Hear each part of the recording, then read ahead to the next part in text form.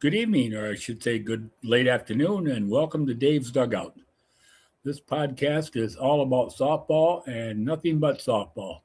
Even though I've got the English D on here because it's opening day for baseball, think spring for sure now. But anyway, I'm Dave Schimpf, and this is my podcast. And I've got a sign here behind me. It's not lit up. It's called Dave's Dugout right there. It's in reverse. But this is what this podcast is about. Monday, I had some technical difficulties and was unable to show what I wanted to show. So today will be a better day. So anyway, I wanted to let you know what all happened on Monday. I have a toll-free number, 833-7-DUGOUT, 833-7-DUGOUT. I would prefer you use that if you want to call in, talk, chat about anything that's related to softball. Please use that number, okay? Won't cost you a dime. So we'll continue on. I talked about. I was trying to talk about the free clinic that's going on this Sunday in Saline at the Saline Rec Center in Michigan. Free clinic for umpires. It's going to be from 2 to 9. 9 a.m. to 2 is when that clinic will take place. It's free to anybody who wants to become an umpire. So if you're interested in becoming an umpire, you can attend this clinic. Absolutely free. It's going to give you all the tips you need to become an umpire. You'll get some gym work and other things. So please try to attend this if you want to, okay? At the Saline Rec Center in Saline, Michigan.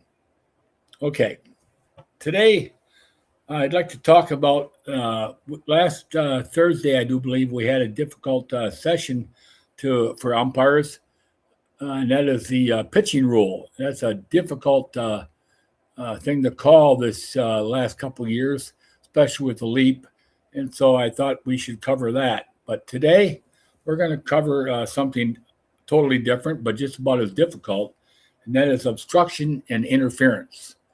We're going to just focus on obstruction today, but and Monday I will try to focus on interference. But today we're going to focus on obstruction. Obstruction is an act that is committed by the defense. Obstruction is an act committed by the defense. Interference is an act committed by the offense. So remember that, okay? I'm going to read I got the Federation rule book here, and we're going to cover Federation now because Federation has started. Not going to get into the difficult language concerning NCAA. A lot different, okay? So obstruction, according to the rule book, obstruction is the act of defensive team member that hinders or impedes a batter's attempt to make contact with a pitch ball, or that impedes the progress of a runner or batter runner who is legally running the bases. Remember, legally running the bases. Unless the fielder is in possession of the ball or making the initial play on a batted ball. This act may be intentional or unintentional, physical or verbal. It doesn't matter, okay? Again, obstruction is a fielder who is not in possession of the ball and not attempting to field a batted ball, okay? Trying to field a thrown ball is totally different. That's when obstruction can occur, okay? Remember that. That's when obstruction could occur, when they're trying to attempt to catch a thrown ball, okay? Not a batted ball, okay? So remember that key point, key element. Now, I've got a couple of videos here I'm going to like to show you. And the first video is a tip on how to avoid obstruction if you're a fielder, okay? A tip on how to avoid a thrown ball obstruction if you're a fielder. Let me get this up here.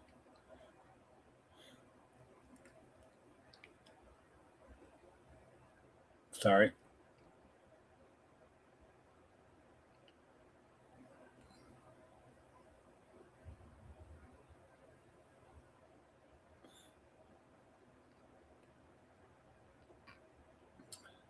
Okay, we're going to show you this one first. All right.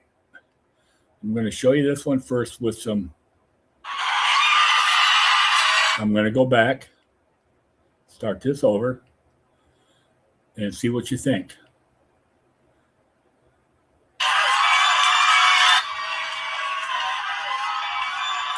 Just a second.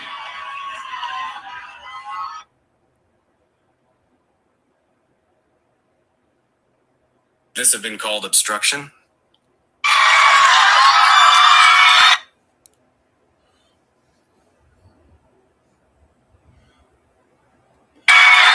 Now this is reversed, unfortunately. The runner going from third to home, and unfortunately it's reversed.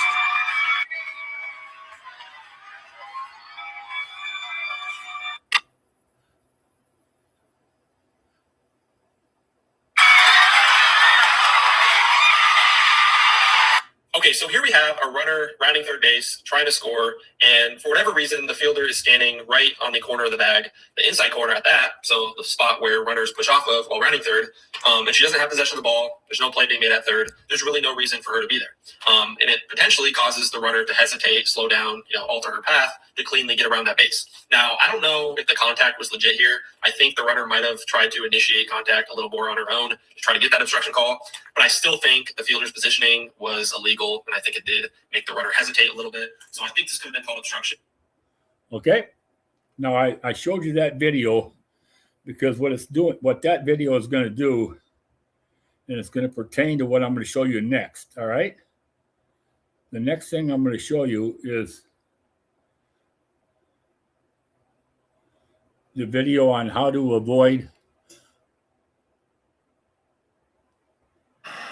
setting up with only a portion in front of the base would be acceptable. My setup here allows the runner to have the back portion of second base. Now, I can't tell the runner where she has to slide, so if the runner chooses to slide into me, and I do not have possession of the ball at that point, this setup stance, which is not obstruction, can become obstruction depending on how the play develops. Setting up with both of my feet blocking the whole base path or base, this would be considered obstruction. Setting up on the back half of second base, allowing the runner the inside half of second base, this would not be considered obstruction, but again, it could become obstruction. Remember this part physical contact concerning that previous video. Okay, she's telling that if you stay in the corner of that bag and to give her the open part of this base, you're not going to have obstruction. However, you got to remember one thing. This is a runner coming from second all the way to home, and she's got her right to the inside corner of that base, the inside corner of the base when she's rounding third base. Okay? So if that's the case, and the fielder is not going to catch the ball isn't being thrown to her, if you remember right. The ball is being thrown home to get the runner as she's rounding third and going home in that previous play. So giving her this base doesn't avoid obstruction. It only helps you if the fielder is going to get the ball at that base. All right, a thrown ball. In this case, the fielder was just standing there observing the play. She has got to get out of the way of that runner rounding third base and heading home. She's got to give her that option to get that corner of the base and round third base. On that previous play, that runner was called out. And I'm going to show you that play again because we're going to cover it. But I wanted to show you this part here. Just because the tip is to give the base open doesn't avoid having obstruction, okay? We're going to go back to that previous play now.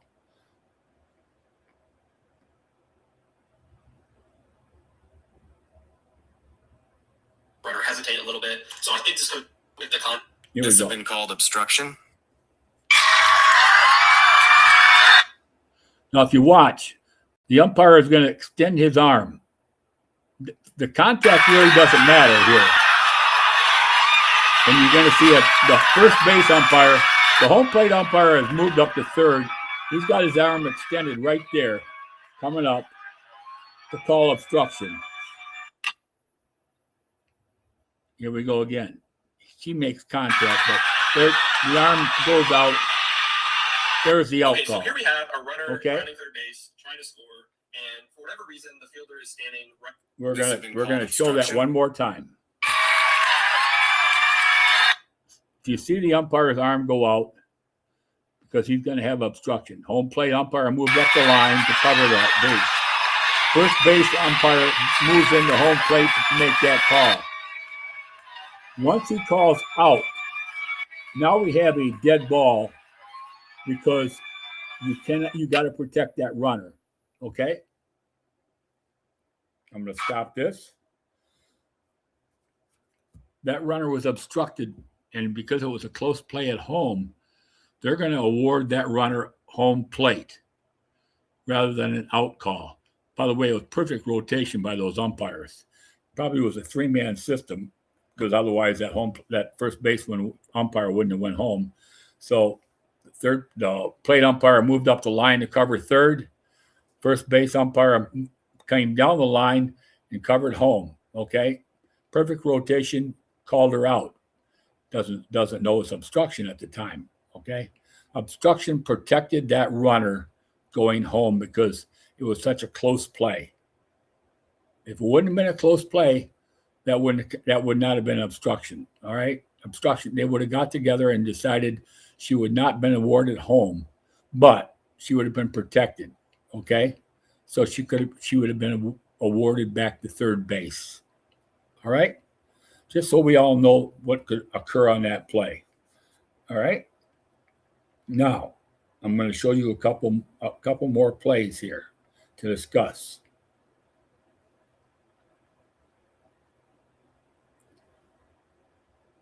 Okay, these are very interesting.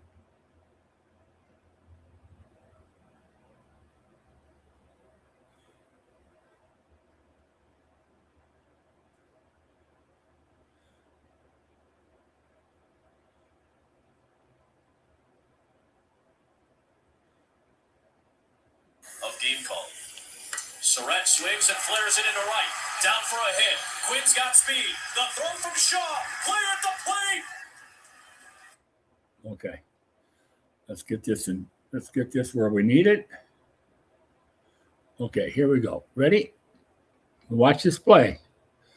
Obviously, now remember this is reversed a little bit. Where it's a play. Of game call. Surratt swings and flares it into right. Down for a hit. Quinn's got speed. The throw from Shaw. Clear at the plate. Throw down to third. Did you see that obstruction call? It's ruled at home plate safe. A delayed call at home plate by Leah Bowen. And this time Quinn is safe at home. I'm going to show it again. Surratt drives that ball to right He's field, going but to it's going first to be base called now, as of catcher course, obstruction to the as reverse. Halstead goes down to block the plate. Now, There's it's the a very, very close play at home. Very close play at home. Okay?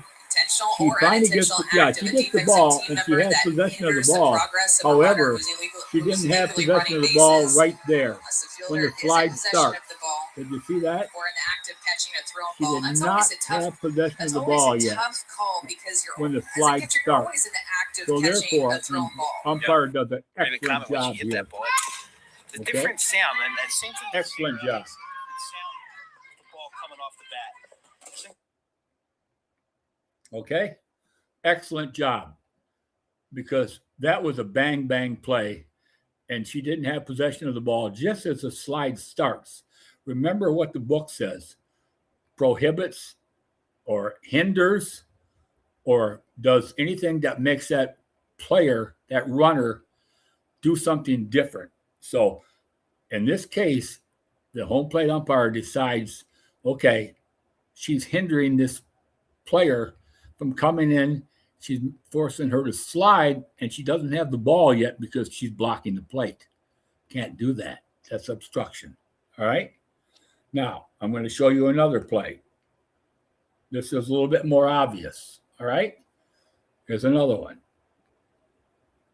Now, again, the field's reversed. I'm sorry about that, but it is. But she's coming from third home. In a comment when she hit that ball. The difference. Oops. I think I lost the sound. I'm sorry.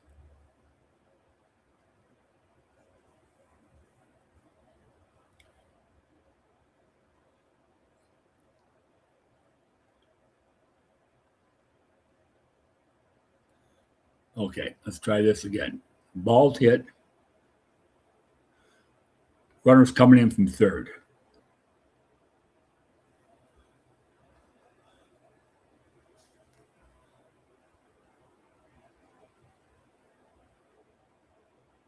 The different sound, and same thing with Sarah. I mean, it's a different sound with the ball coming off the bat.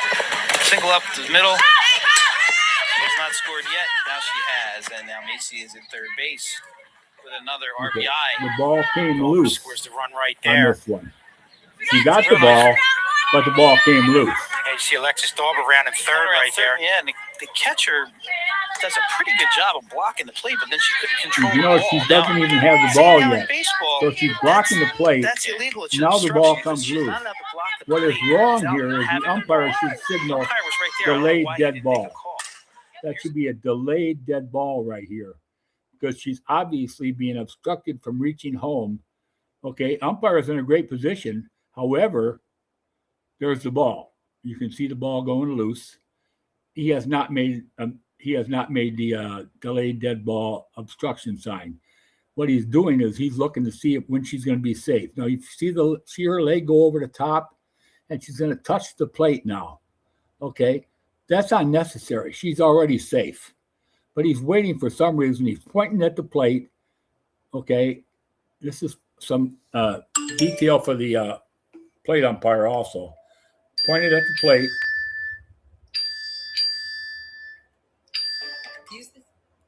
Okay, pointed at the plate and didn't make a signal. Should have, but he didn't. And the reason why he should have, because just because the ball came loose doesn't take the obstruction away.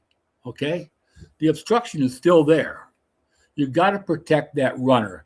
Let's say she wouldn't got up and not touch the plate. If you notice, she had to reach over with her foot over the leg of that catcher to touch the plate.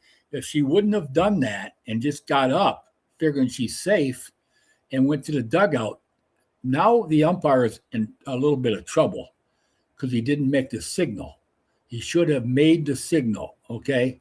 Always left arm extended. I'm going to put the other arm out for you like it's my left arm, okay? Left arm extended. That's a delayed dead ball. Now, because she's safe, he just signals safe, all right? But if she would have been put out, let's say she would have started for the dugout not realizing that she was safe, okay, and somebody tags her, she's protected, but he didn't help himself by not making the call. You got to make that call. Because you remember what the book says, you got to run the bases properly. Okay, properly. So there could have been an appeal there if he didn't do that.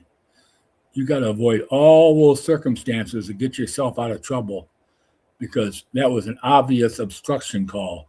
So obvious, get it out there, and then you can make the call whichever way you want. If she's safe, okay?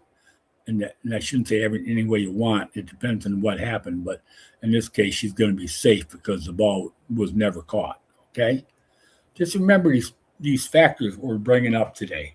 They both covered home plate, but they could also cover first base. And I'm going to see if I got one on first base here. All right?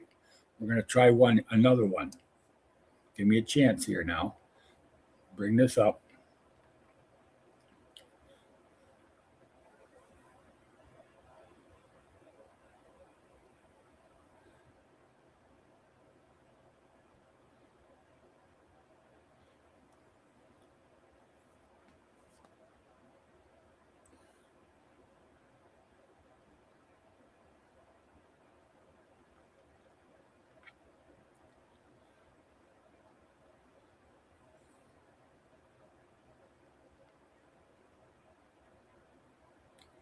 Have to give me a second here. I got a better one here. Okay, I've got one that we've shown before in our clinics. Okay.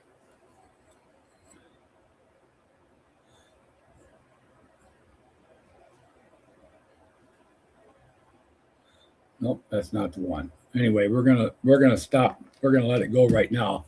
You can have obstruction at first base on a throw that goes to first, and the first baseman goes a little bit maybe up the line or off to the side to catch the ball. An errant throw, in other words. However, she makes contact with a batter runner coming into first base. When that happens, even though it's an errant throw, it's still obstruction. All right.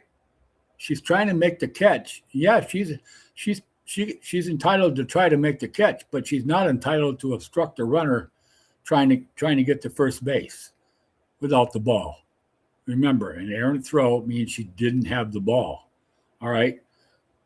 Let's say she catches the ball after she makes the obstruction. Okay, she lunges past first base to reach the ball, makes contact with the runner as she's trying to get to first base, and then catches the ball. That's obstruction. She got the ball later, okay? Remember that. There's a lot of ways to get obstruction, and it's all by the defense. Let's make that perfectly clear before Monday. Interference is by the offense. Obstruction is by the defense. So when you have that, make the call. As I've always said, when we say it in our clinics, stop, read the play, make the call. Okay? It's very quick. Stop, read the play, make the call. I just did it real slow. Focus. Take the whole play into consideration before you read as you're reading the play. Okay, you're stop and running, your motion. You read the play, take everything in, clarify everything in your mind, what you got, and then make the call. If it's obstruction, you get your left arm extended, delayed dead ball. Okay? Delayed dead ball. The ball is still live. So if we have obstruction, the ball is still live. So in this case, we'll say the runner got safe, and now they start throwing the ball around, trying to get another runner. That ball is live. It doesn't become dead until something happens to make an out. Then it becomes dead. All right? Remember, that's why it's called a delayed dead ball. If the runner's out at home or at another base on that obstruction call, now it's a dead ball. All right? There's lots of things that can happen. We get into a rundown. She's trying to get to third base, we'll say. She's obstructed at third base, so she hurries up, turns, and heads back to second. All right? Heads back to second. That was her decision, and she's thrown out at second base. As an umpire, where do you put the runner? Do you put the runner at second, or do you put her at third? Was she obstructed at third, or was she obstructed at second? Take all those things into consideration and then rule accordingly. Okay? You can move runners forward, you can move runners backwards. However, they're protected. Once you have obstruction, they are protected unless there's an act of interference by the runner afterwards. Totally different. But if there's no active interference, that is a delayed dead ball, and then you rule accordingly. This is what obstruction is all about. Sometimes it's a very fine line, and you've got to remember that. And get together with your partner or partners. If it's a three-man, it doesn't matter if your partner ran out and chased the fly ball. You get together with all three of you to get all the proper information you need. If it's only a two-man system, you get together with your partner and discuss it and make sure you rule accordingly. All right? Make sure you rule accordingly. That's important. And it's also important that you talk with the coach. One of the coaches is going to be upset. All right? One of them. Depends on what the ruling is. but one of them certainly is going to be upset. And you got to be knowledgeable to explain the rules. Let the coach talk. Sometimes they'll dig their own hole, all right? And I'm only talking as an umpire's perspective. If I was a coach, I want to be able to discuss it with my umpire in a nice, gentlemanly or gentlewoman manner, okay? A coach should be provided the chance to do that, all right? Then you can explain your ruling and what all occurred. These things happen in the game. You got to be ready for it, okay? Just like the pitching rule. It's a fine line sometimes, and it has to be explained. Obstruction interference sometimes is a fine line. Sometimes it's very obvious, like that plate there where the ball came loose. That's very obvious. Okay, still got to do it. Then there's the fine line, like the other umpire had in that NCAA game where the ball didn't quite get there in time, just as the player is sliding into home. That's the fine line. And you could see the coach came out, and she was upset. They're going to be upset. She wants the explanation of why she's got obstruction. She's going to be given that, okay? This is why softball sometimes can be tough. It's not always balls and strikes and outs and safes, all right? So remember this as your season starts. Getting that rule book. This is your so-called, as we call it in softball, this is your so-called Bible, all right? This is where everything is explained. Not always black and white. Sometimes it's gray. Sometimes you got to really get into it. All right? Remember this. Your season starts. Spring is here. The Tigers are opening today. Right now they're playing. And I'm going to go in and watch the game. All right? So have a great day.